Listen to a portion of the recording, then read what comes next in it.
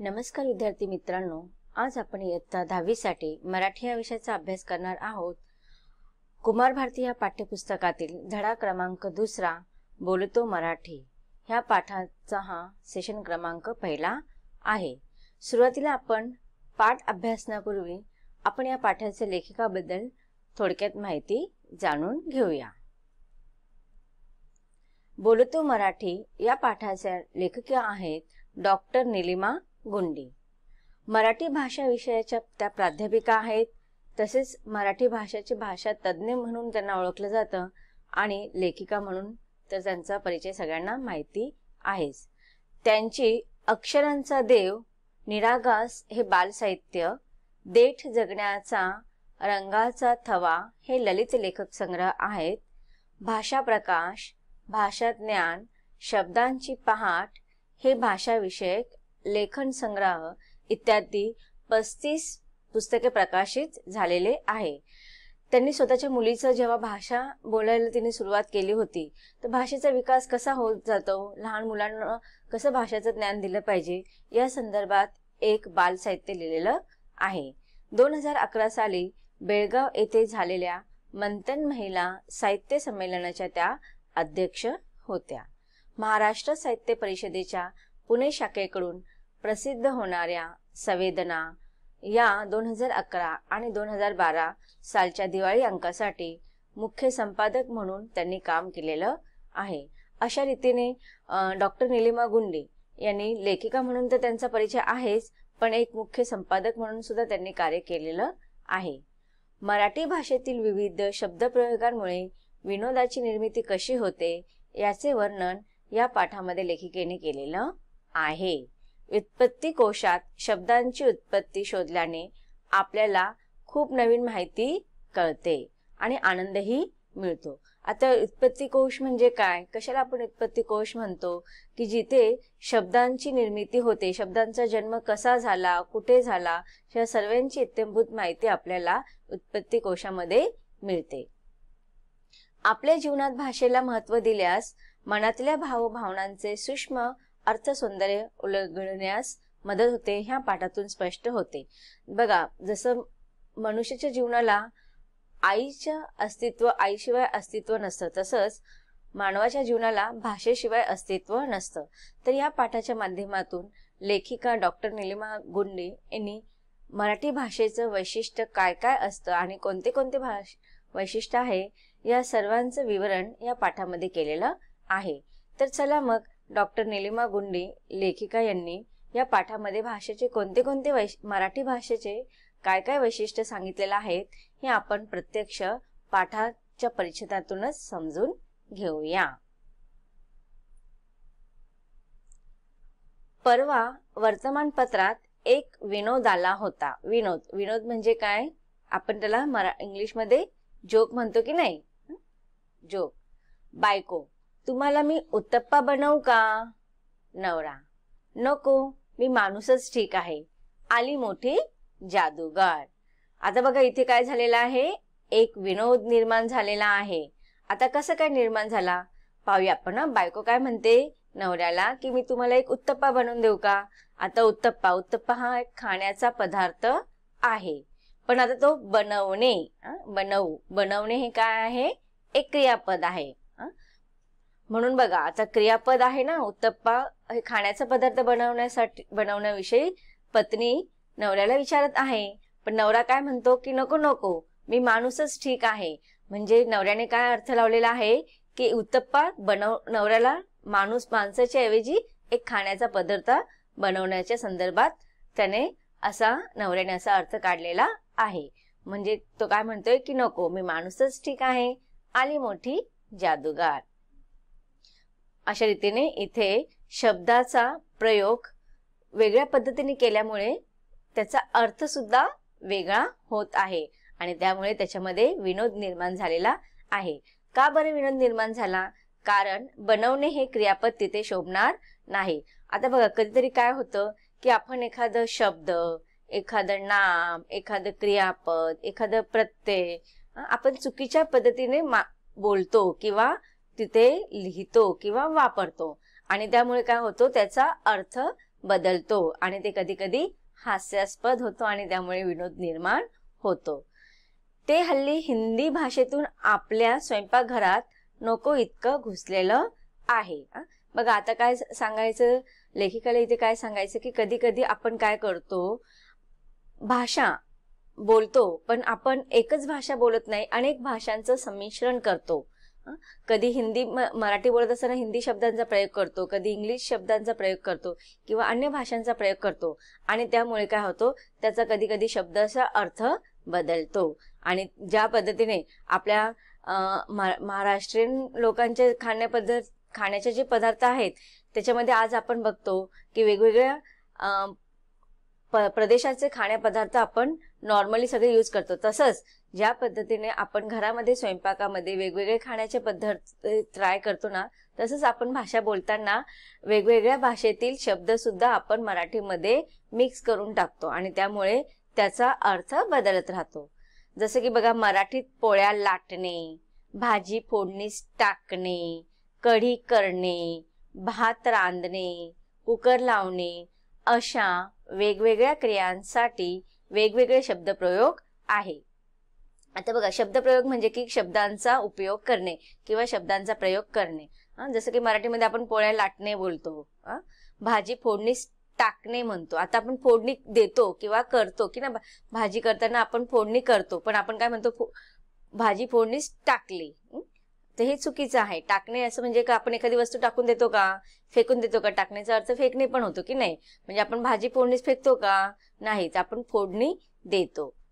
तसेच कढी करणे, भात रांधणे, कढी करणे, कुकर लावणे अशा प्रकारचे क्रियांसाठी आपण वेगवेगळ्या म्हणजे क्रिया वेगळ्या असतात आणि आपल्याला तिथे शब्दप्रयोग आपण वेगळ्या पद्धतीने करतो.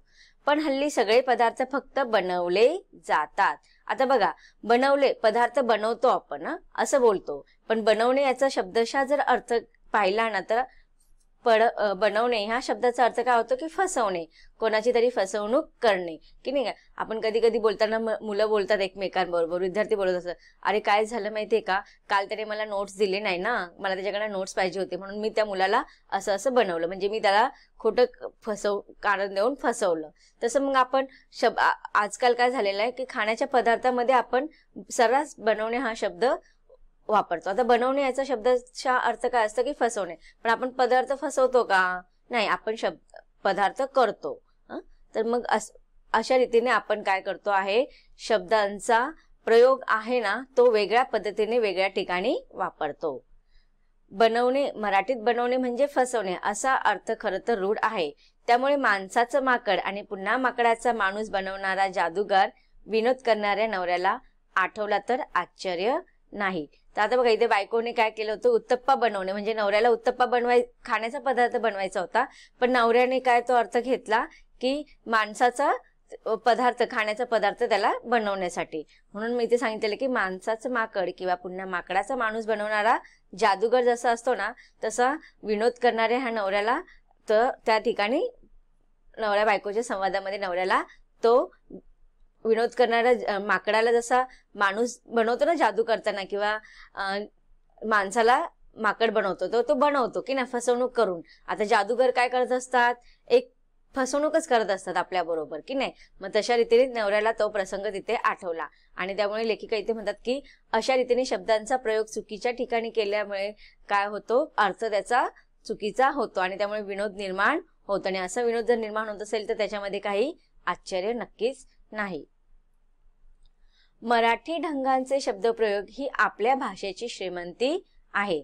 बघा, आता इथे लेखिकेने मराठी भाषांचे एक वैशिष्ट्य सांगितलेलं आहे की मराठी जी भाषा आहे आपली, मराठी ढंगांचे शब्दप्रयोग ही आपल्या भाषेची श्रीमंती आहे. आता बघा, इथे लेखिकेने मराठी भाषेचे एक वैशिष्ट्य सांगितलेलं की आपली भाषा जी आहे ना श्रीमंत आहे, अर्थात समृद्ध आहे, की त्याचे मराठी जे शब्द आहेत ना त्यांचे वेगवेगळ्या प्रकारे आपण प्रयोग करू शकतो. ती एवढी समृद्ध आहे की कुठेही कोणतंही क्रियापद आपण वापरू शकतो. त्याच्यासाठी लेखिकेने उदाहरण दिलेलं आहे आपल्याला. मराठीत मारणे हे एक क्रियापद आहे आणि हे क्रियापद जर घेतले तर ते किती वेगळ्या वेगळ्या प्रकारे वापरले जाते हे लक्षात घेण्याजोगे आहे. म्हणजे एकच क्रियापद आपण वेगवेगळ्या पद्धतीने वापरू शकतो आणि त्याचा अर्थ सुद्धा वेगवेगळा निघू शकतो. म्हणजे एक क्रियापदाचा वेगवेगळ्या पद्धतीने अर्थ निघणे आणि वेगवेगळ्या प्रकारे आपण त्याचा प्रयोग करणे, म्हणून लेखिकेने इथे मराठी भाषेला श्रीमंतीची उपमा दिलेली आहे. आता बघा, मारणे हे एक क्रियापद आपण किती वेगवेगळ्या प्रकारच्या शब्दांमध्ये वापरू शकतो. जसे की गप्पा मारणे, की नाही, आपण मित्रमैत्रिणी गप्पा मारत असतो की नाही, मारणे, गप्पा मारणे. मारणे म्हणजे आपण मारतो का, नाही तर एकमेकांबरोबर बोलत असतो, गप्पा मारत असतो की नाही. मग ते मारणे हे क्रियापद आहे. तर ते एकदा बघा, आपण गप्पा मारणे, उड्या मारणे, थापा मारणे, टिचकी मारणे, शिट्टी मारणे, पाकिट मारणे, जेवणावर ताव मारणे, पोतांना हातपाय मारणे, माशा मारणे इत्यादी. म्हणजे बघा, आता मारणे हे एक क्रियापद आहे. आता बघायला गेलं तर मारणे ह्या शब्दाचा अर्थ काय होतो की मारणे, मार देणे, चोप देणे. पण आता इथे वेगवेगळ्या ठिकाणी वेगवेगळ्या शब्दांबरोबर त्याचा प्रयोग केला, त्यामुळे त्याचा अर्थ बदलतोय. गप्पा मारणे, गप्पा मारताना आपण एकमेकांना मारतो का, नाही, आपण एकमेकांबरोबर बोलत असतो. उड्या मारणे, थापा मारणे, थापा मारणे म्हणजे बघा ना, खोटं बोलत असतो ना, की मित्र एकमेकांबरोबर फसवून काहीतरी मोठ्या मोठ्या गोष्टी सांगत असतात, की थापा मारत असतात. नंतर टिचकी मारणे, कोण गप्पा मारत असताना एखादा मुलगा दुसऱ्या मुलाच्या डोक्यात टिचकी मारतो. शिट्टी मारणे, शिट्टी वाजवणे असते ऍक्च्युअली, की नाही, पण शिट्टी मारणे बोलतो आपण. पाकिट मारणे म्हणजे चोरी करणे, पण तिथे मारणे हे क्रियापद वापरलेलं आहे. जेवणावर ताव मारणे म्हणजेच काय अर्थ असतो, त्याचा शब्दशः अर्थ काय होतो की भरपूर पोट भरून जेवणे. पोहताना हातपाय मारणे म्हणजे हातपायांची हालचाल करत असतो आपण, पण मारणे हे क्रियापद आहे. माशा मारणे, माशा मारणे म्हणजे खरोखर आपण माशा मारत असतो का, नाही, कधीतरी आपण नाहक असे बसलेलो असतो आणि काही काम नसतं म्हणून असंच टाइमपास करत असतो, तेव्हा आपण म्हणतो माशा मारणे. म्हणजे माशा मारणे ह्या एका क्रियापदाचा उपयोग आपण अनेक वेळा वेगवेगळ्या शब्दांसाठी वेगवेगळ्या अर्थांसाठी करतो. म्हणून आपल्या भाषेला काय म्हटलेलं आहे, मराठी या भाषेला श्रीमंत भाषा अशी म्हटलेली आहे. मारणे म्हणजे मार देणे हा अर्थ कोठेही आलेला नाहीये, ही तर भाषेची गंमत आहे. बघा, आता मारणे हा क्रियापदाचा शब्दशः अर्थ काय असतो, मार देणे, मार देणे. पण त्याचा आपण एवढ्या उदाहरणामध्ये कुठे आपल्याला आलं का, त्याचा असा अर्थ आहे का की गप्पा मारायच्या, म्हणजे गप्पा मारता मारता आपण मारामारी करतो का, नाही. उड्या मारताना मारामारी करतो का, नाही. म्हणजे त्याचा अर्थ वेगळा होतो आहे. पण हीच तर आपल्या भाषेची, मराठी भाषेची श्रीमंती पण आहे आणि गंमत पण आहे. शब्द प्रयोगाप्रमाणे वाक्यप्रचार ही देखील भाषेची खास शैली आहे. बघा, अजून एक भाषेचं वैशिष्ट्य लेखिका पुढे वर्णन करत आहे आणि ते म्हणजे काय, वाक्यप्रचार. की जसं शब्दप्रयोग हे भाषेची श्रीमंती आहे की वेगवेगळ्या ठिकाणी आपण एकच शब्दाचा प्रयोग वेगवेगळ्या अर्थाने करतो, तसंच वाक्यप्रचार, वाक्यप्रचार ही सुद्धा आपल्या मराठी भाषेचे खास वैशिष्ट्य मानलेलं आहे. आता बघा, खस्ता खाणे, खस्ता खाणे, खाणे म्हणजे काय असतं की आपण एखादा पदार्थ खातो की नाही, पण खस्ता हा खाण्याचा पदार्थ आहे का, नाही. खस्ता खाणेमध्ये खस्ता हा खाद्यपदार्थ नाही, हे माहित आहे ना. मग बघा, आता खस्ता खाण्याचा शब्दशः अर्थ काय असतो, शाब्दिक अर्थ काय होतो की खूप काबाड कष्ट करणे, मेहनत करणे. कधी कधी आई वडील म्हणतात ना रागवून की आपण अभ्यास वगैरे नाही करत, मग आई वडील म्हणतात तुमच्यासाठी आम्ही किती खस्ता खातो, आमचा आम्हाला माहितीये. म्हणजे वाक्यप्रचाराचा उपयोग होतो की नाही तिथे. मुलांसाठी आई वडील खूप खस्ता खातात, म्हणजे ते पदार्थ खातात का, पदार्थाचं नाव आहे का, नाही. खस्ता खाणे म्हणजे याचा शाब्दिक अर्थ काय असतो, ऍक्च्युली त्याचा अर्थ काय होतो की खूप कष्ट करणे, काबाड कष्ट करणे, मेहनत करणे की नाही. पण इथे आपण वाक्यप्रचार म्हणून त्याचा प्रयोग केला गेलेला आहे, तर त्याचा भावार्थ पाहिला जातो. वाक्यप्रचारामध्ये कधी शाब्दिक अर्थ नाही पाहत आपण, त्याचा भावार्थ पाहतो. तसेच कंठस्नान घालणे हा वाक्यप्रचार युद्धाविषयीच्या बातम्यांमध्ये असतो. आता बघा, कंठस्नान, कंठचा अर्थ काय असतं की गळ्याला आपण कंठ म्हणतो, आणि त्याचा अर्थ काय झाला, शाब्दिक अर्थ जर बघायचं म्हटलं तर काय झालं, कंठापासून कंठाच्या खाली मानेखाली आंघोळ घालणे असा त्याचा शाब्दिक अर्थ होतो. पण वाक्यप्रचारामध्ये आपण त्याचा शाब्दिक अर्थ घेत नाही, तर त्याचा आपण भावार्थ घेतो. काय असतं कंठस्नान घालणे, म्हणजे समोरच्या व्यक्तीचा पराभव करणे, की त्यांना मारणे वगैरे की नाही. तर कंठस्नान घालणे म्हणजे हा कंठस्नान घालणे हा वाक्यप्रचार अधिकतर आहे ना युद्धामध्ये वापरला जातो की नाही. युद्धाविषयीच्या बातम्या आपण वाचतो की नाही, त्याच्यामध्ये असतं की सैनिकांनी शत्रू पक्षाचा कंठस्नान केला, कंठस्नान घातला, म्हणजे त्यांना त्यांचा पराभव केला असा त्याचा भावार्थ होतो. कंठस्नान घालणे म्हणजे गळ्याखालून आंघोळ घालणे असा शब्दशः अर्थ नाही. तसंच बघा खांद्याला खांदा लावणे. खांद्याला खांदा लावणे म्हणजे काय असतो, त्याचा भावार्थ काय आहे की सहकार्य करणे किंवा मदत करणे. की पण आता खांद्याला खांदा लावणं म्हणजे जर आपण असं शब्दशः अर्थ घेतलं की एखाद्या व्यक्तीचा दुसऱ्याला खांदा लावणे असं होतं, पण आपण तसं म्हणत नाही. खांद्याला खांदा लावणे आणि खांदा देणे. आता बघा इथे खांद्याला खांदा लावणे आणि खांदा देणे हे दोन वाक्यप्रचार आहे, तर त्याच्यामध्ये खांदा हा समान शब्द आहे, पण दोघा ठिकाणी खांद्याचा अर्थ वेगळा होतोय. खांद्याला खांदा लावणे ह्या वाक्यप्रचारामध्ये खांद्याचा अर्थ काय होतो की मदत करणे किंवा सहकार्य करणे. संकटाच्या वेळी एखाद्या मित्राच्या सहकार्य आपण करणे. किंवा खांदा देणे हा वाक्यप्रचाराचा अर्थ काय होतो की प्रेताला खांदा देणे. की आपण बघा बघितलं असेल तुम्ही, प्रेताला उचलले जातात, ते 4 माणसं असतात ना खांदा देण्यासाठी, तर त्याला आपण म्हणतो.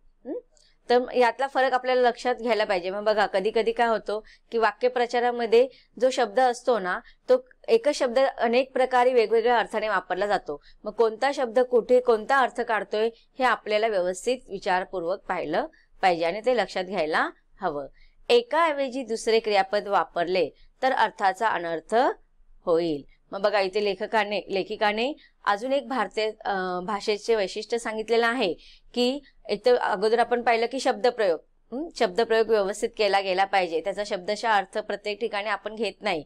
दुसरं सांगितलेलं आहे की आपल्याला वाक्यप्रचारांचा उपयोग आपल्याला अर्थ व्यवस्थित लावता आला पाहिजे. जर वाक्यप्रचारामध्ये क्रियापद चुकला, क्रियापदाचा अर्थ आपण वेगळा लावला तर त्या वाक्यप्रचाराचा अर्थ बदलू शकतो, म्हणून अर्थाचा अनर्थ होऊ शकतो, चुकीचा अर्थ निघू शकतो. म्हणून आपण व्यवस्थित क्रियापदांचा वाक्यांमध्ये उपयोग केला पाहिजे.